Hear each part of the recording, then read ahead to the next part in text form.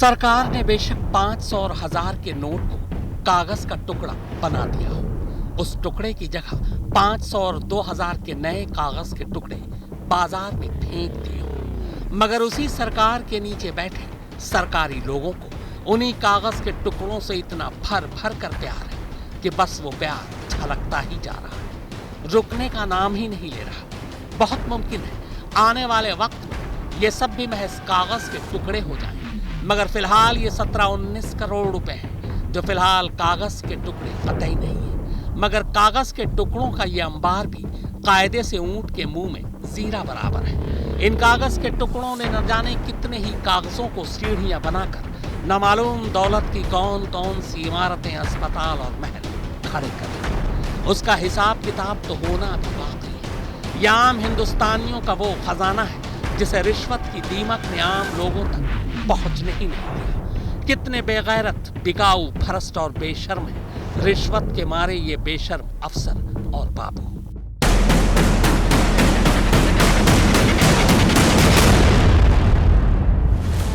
बाईस साल पहले वो मई का ही शायद महीना था जब देश के हर अखबार में एक नाम और तस्वीर छपी थी। नाम था पूजा सिंघल और तस्वीर थी पूजा सिंघल की।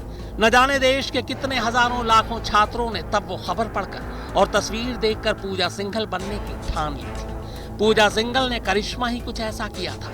फकत 21 साल और 7 महीने की उम्र में पूजा सिंघल ने देश के सबसे बड़े इम्तिहान यूपीएससी में न सिर्फ टॉप किया बल्कि पहली कोशिश में ही सीधे आईएएस अफसर बन गई। तब अखबारों में पूजा सिंघल की खूब तस्वीरें छपी। देहरादून में जन्मी पूजा सिंघल ने स्कूल से लेकर कॉलेज तक हर इम्तिहान में टॉप किया।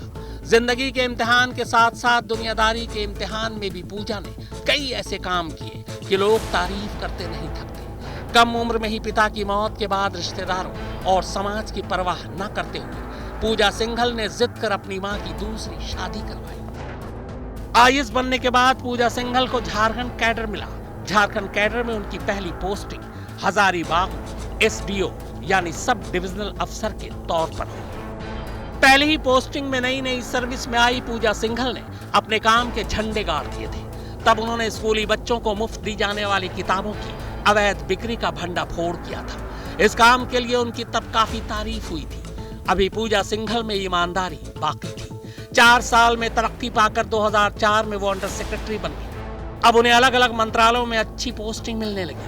कहते हैं कि झारखंड में विकलांगों के लिए पहली बार डेटा जमा कराने का सर्वेक्षण उन्होंने ही शुरू किया था।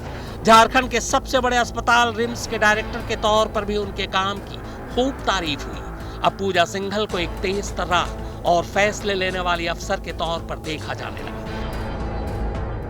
सरकारी नौकरी में अब तक 9 साल पूरे हो चुके थे। शायद इन 9 सालों में पूजा सिंघल अब सरकारी कामों को बेहतर तरीके से समझने लगी थी।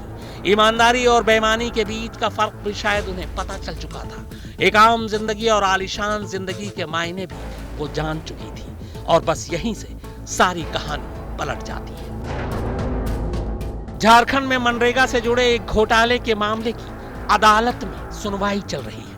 लंबे वक्त से इसी मामले की ईडी यानी प्रवर्तन निदेशालय जांच कर रही थी। 17 जून 2020 को ईडी ने एक जूनियर इंजीनियर विनोद प्रसाद को पश्चिम बंगाल से गिरफ्तार किया। जूनियर इंजीनियर विनोद पर यह इल्जाम था कि अप्रैल 2007 से मार्च 2013 के बीच उसने मनरेगा के पैसे का इस्तेमाल खुद के लिए किया। गिरफ्तारी के बाद विनोद ने बताया कि घोटाले के पैसे में से कुछ हिस्सा उसने जिला प्रशासन को भी दिया है। जांच के दौरान पता चला कि 2007 से 2013 के बीच पूजा सिंघल चतरा की डीएम और खूंटी और पलामू की डिप्टी कमिश्नर थी और इन्हीं तीनों जिलों में मनरेगा के नाम पर करोड़ों रुपए का घोटाला हुआ था। अब जूनियर इंजीनियर विनोद के खुलासे के बाद पहली बार पूजा सिंघल ईडी के रडार पर थी। ईडी ने सबसे पहले खामोशी से पूजा सिंघल को खंगालना शुरू किया। सबूत मिले तो एक साथ 6 राज्य झारखंड, बिहार, हरियाणा, राजस्थान, पश्चिम बंगाल और महाराष्ट्र में ईडी ने छापे मारे। इन्हीं छापों के दौरान एक और कैरेक्टर ईडी के रडार पर आया। उसका नाम था सुमन कुमार, पूजा सिंघल का चार्टर्ड अकाउंटेंट यानी सीए। अब ईडी सीधे सुमन कुमार पर शिकंजा कसती है।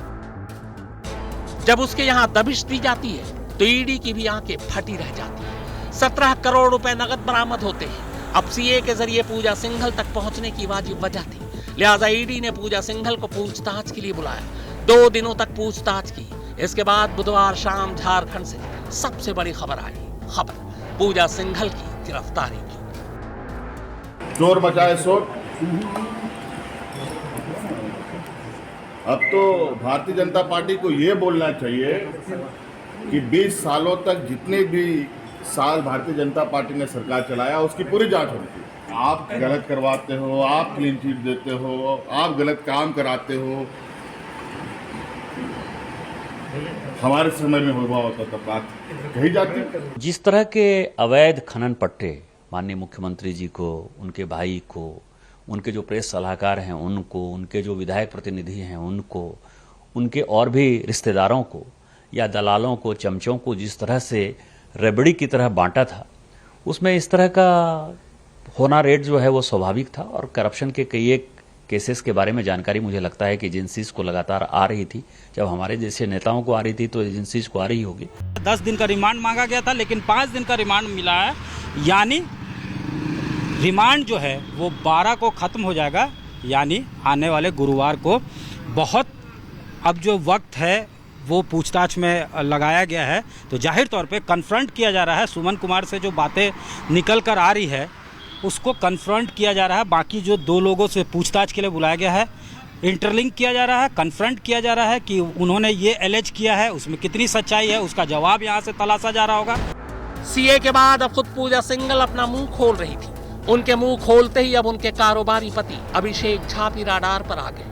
आगे बढ़ने से पहले वैसे आपको बता दूं कि अभिषेक झा पूजा सिंघल के दूसरे पति हैं।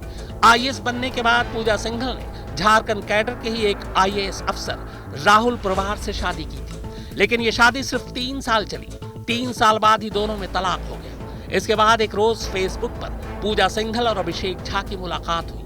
अभिषेक झा तब ऑस्ट्रेलिया में था, बाद में वो भारत लौटता है और फिर रांची के एक जिम में दोनों की मुलाकातों का सिलसिला शुरू हो जाता है। मुलाकात प्यार में बदलती है और फिर दोनों शादी कर लेते हैं। शादी के बाद अभिषेक झा की किस्मत ही बदल जाती है। देखते ही देखते वो करोड़ों अरबों में खेलने लगता है। रांची में उसने एक आलीशान अस्पताल खोला जिसका नाम पल्स हॉस्पिटल है। कहते हैं इस अस्पताल को बनाने में करीब 130 करोड़ रुपए से ज्यादा खर्च हुए, जिनमें से 30 करोड़ रुपए बैंक से लोन लिए गए थे। बाकी के पैसे कहां से आए, अब इसका जवाब दोनों पति पत्नी देंगे। आज एक्यूज सुमन कुमार को प्रोड्यूस करने का डेट निश्चित था, उसे प्रोड्यूस किया गया और ईडी के तरफ से उन्हें 9 दिन का ईडी कस्टडी मांगा गया, जिसे दोनों पक्षों के सुनने के बाद ये लंदन कोर्ट ने इन्हें 4 दिन के लिए फिर ईडी हिरासत में भेजने का आदेश दिया है और 16 को फिर इनको प्रोड्यूस करना होगा। 4 दिन के लिए दिया गया और 16 को फिर इनको प्रोड्यूस करना है। उसी दिन मिसेज पूजा सिंघल का भी प्रोडक्शन का डेट फिक्स है, दोनों को उसी दिन प्रोड्यूस किया जाएगा। हालांकि ईडी के सूत्रों के मुताबिक इस अस्पताल की आड़ में दरअसल काले धन को सफेद करने का खेल चल रहा था। इस अस्पताल से कई झूठी कंपनियां जुड़ी हैं जिनका कोई रिकॉर्ड नहीं है। शक यही है कि पूजा सिंघल अपने रिश्वत की विशाल कमाई इधर ही खपाती थी। सूत्रों के मुताबिक अलग अलग छापों के दौरान ईडी ने अब तक सीए सुमन के अलग अलग घरों और दफ्तरों से करीब 19 करोड़ 31 लाख रुपए नकद, पूजा सिंघल के पास से 150 करोड़ की अघोषित प्रॉपर्टी के दस्तावेज, 20 फर्जी कंपनियों की डीड, पूजा के बैंक खाते से वेतन के अलावा करीब 1 करोड़ 43 लाख रुपए बरामद किए हैं। इन तमाम चीजों के अलावा ईडी को पूजा के पास से एक डायरी भी मिली है। इस डायरी में कई बड़े नेताओं, अफसरों, पत्रकारों, विधायकों और सांसदों के नाम और नंबर हैं। जाहिर है पूजा सिंघल अकेले खेल नहीं खेल रही थी। इस खेल में बहुत सारे और भी खिलाड़ी हैं। अब देखना यह है कि पूजा सिंघल के बाद उनकी टीम रिश्वत की और कौन कौन से खिलाड़ियों के चेहरे कानून के मैदान में नजर आएंगे। तो इंतजार कीजिए, क्योंकि खेल अभी बाकी